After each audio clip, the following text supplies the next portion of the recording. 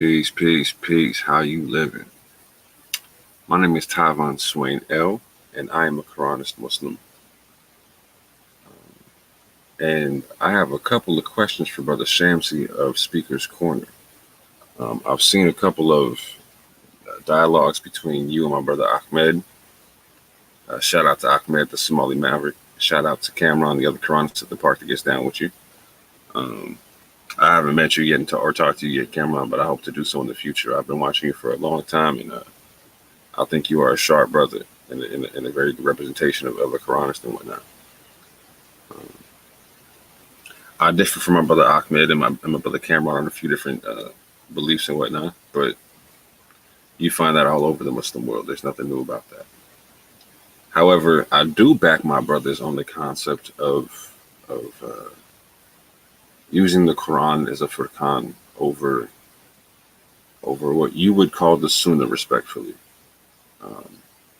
And I respect the fact that you call the Hadith the Sunnah, and that it's a foundation of your belief. However, when speaking about the Quran, I always ask my brothers who deal with the Hadith. I have no issue if they cite Hadith in any conversation we have. I just ask them to show me the same concept within the Quran, and then I have no issue with that. Because as the Quran stipulates, that I'm supposed to confirm what came down to you and to confirm what came down to me. So if you believe that that's part of your tradition, I'm not going to say it's not.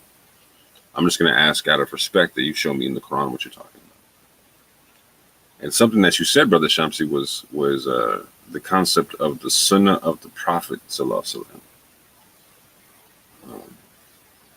And respectfully, I'm going to ask you to show me the concept of the Sunnah of the Prophet Sallallahu Alaihi Wasallam in the Quran. And that Sunnah being the Hadith. I'm going to get into that aspect and that second aspect in another video. But this one, I'm specifically going to ask you about the Sunnah and what the Quran says about the Sunnah. Does it say that there's a Sunnah of the Prophet Sallallahu Alaihi Wasallam? Or a Sunnah of Allah Ta'ala? That's a real big question that we need to get to the bottom of. And it's really foundational to the argument, into the conversation being had. So let me say it like this. I'm not going to say you're not a Muslim because you use the Hadith, and I'm going to respectfully ask, unless you can prove the Quran that I'm not a Muslim, that you refrain from doing so with me. If you can prove otherwise, hey, I can't, from the Quran, I can't do nothing about that. But if you can't, I'm going to ask you to deal with me based upon the rules of the Quran, and deal with me based upon the fact that I'm a believer, like I'm going to deal with you, and the fact that we deal in the best of ways with each other, and then we're not arguing with each other, trying to quarrel with each other. We're just talking about information. In that, I want to share my screen and get to a couple of questions real quick, or just break down what I'm talking about.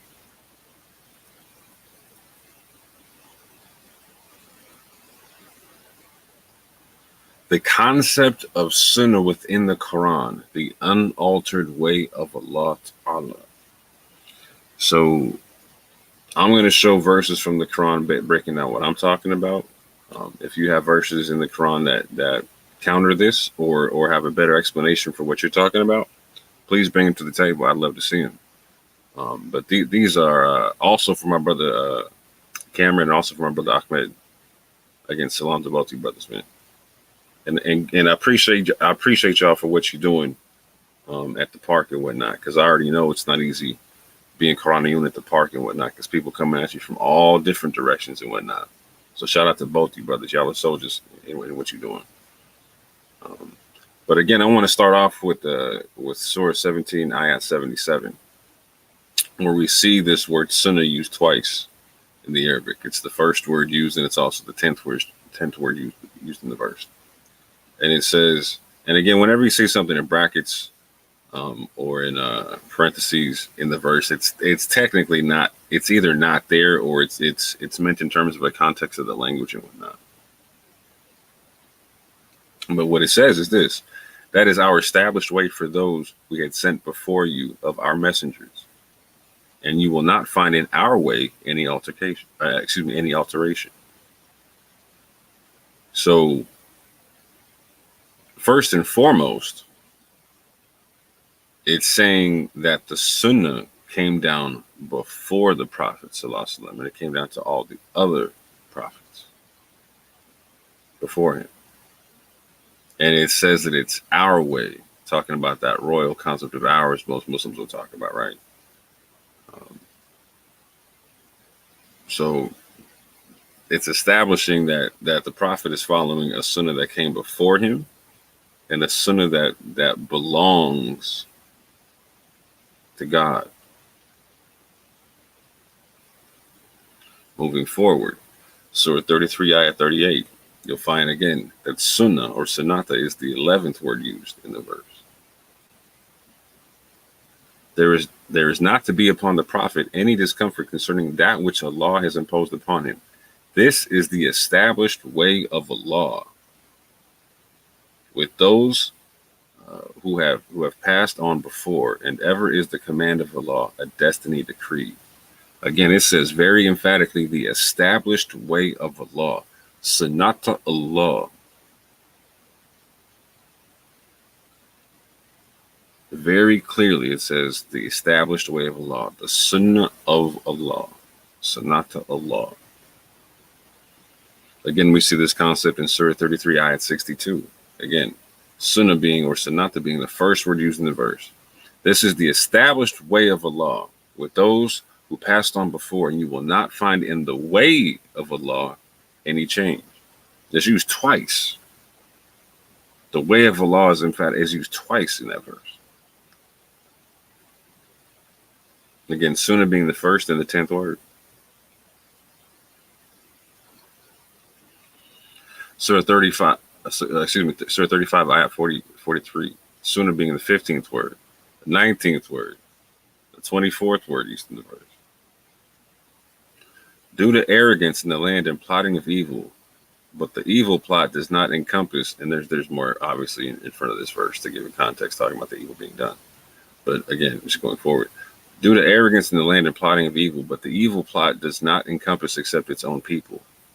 Then do they await except the way of the former peoples. Now that's interesting. The way of the former peoples, the Sunnah of the former peoples. But you will never find in the way of Allah any change. So there's two different Sunnahs out there. That's interesting. But you will never find in the way of Allah any change, and you will never find in the way of Allah any alteration. Again, emphatically stating that the Sunnah is the Sunnah of Allah. Moving forward.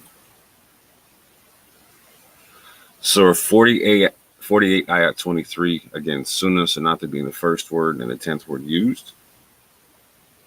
Stating the same thing again. This is the established way of Allah, which has occurred before, and never will you find in the way of Allah any change. Again, this is the Sunnah of Allah, Sunnata Allah.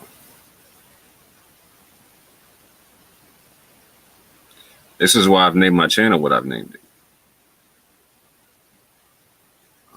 I have no issue with the concept of people calling themselves the Ahl al-Sunnah, or people being like, I'm gonna keep it real. Like I see Quranism or Quraniyun as a branch of Sunni Islam in a sense, right? In the sense to where you say the Sunnah comes from the Hadith, etc. I say the Sunnah comes from the Quran, and it comes from Allah, and it's His way, and it's an unaltered way that came before Him. You consider yourself a Sunni? In a way, I consider myself a Sunni, like Ahl al-Sunnah. But again, it's not the Sunnah of the Prophet ﷺ. It's the Sunnah of Allah Ta'ala. If you can show me in the Quran the Sunnah of the Prophet ﷺ, okay. As a Quranist, I'll be forced to accept that. But until then, all I see is the Sunnah of Allah, Sunnata Allah. So I ask you, Does the Quran stipulate the Sunnah of the Prophet Sallallahu Alaihi Wasallam or the Sunnah to Allah?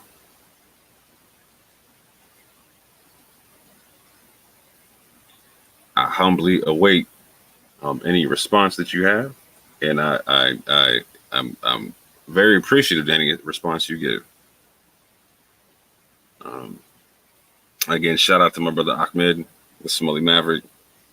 Hopefully I'll holler at you soon, bro. Shout out to brother Cameron. Again, salam to both you brothers. I appreciate y'all for both what y'all do. And stay tuned, family. Watch out for them at Speaker's Corner and whatnot, because they're about to be the spearhead of a lot of interesting conversations. And in conversations, we should have in slow, measured tones, not any high pitched emotional concepts or whatnot. Again, as Muslims, it doesn't look good. But at the same point in time, our Quran stipulates that we're supposed to deal with each other in the best of ways. So again, as Muslims, we got to agree on three things, and three things only to be Muslims. And this is what the Quran stipulates: that we believe in one God, that we don't associate partners with him, and that we don't raise from amongst ourselves lords to be equal with him, and we're submitting our wills to God, right? So my brother Ahmed believes in all those three things. My brother Cameron believes in all those three things. So at the very least, I'm asking, at least from here on out, that my brothers be dealt with the same respect of any other school of thought. Because we can go back in time and see that there were schools of thought that did this thing. So it's not like it's a brand new concept. So like when I see my brother Adnan Rashid sitting down with, for instance, some Shia brothers or whatnot from like Bayt al-Qadir or whatnot, like they can get into a heated exchange, but it's still a respectful exchange. They understand what it is. So I'm asking that at the very least the same respect we show to my Quraniyun brothers. You know what I'm saying? Because they don't not believe in Allah. And stop. There's no point in pretending like they don't. There may be disagreements, but there's disagreements all over the Muslim world. Let's disagree peacefully and show people what Islam looks like. With that, I say peace and love. Assalamu alaikum. You have a good day, family.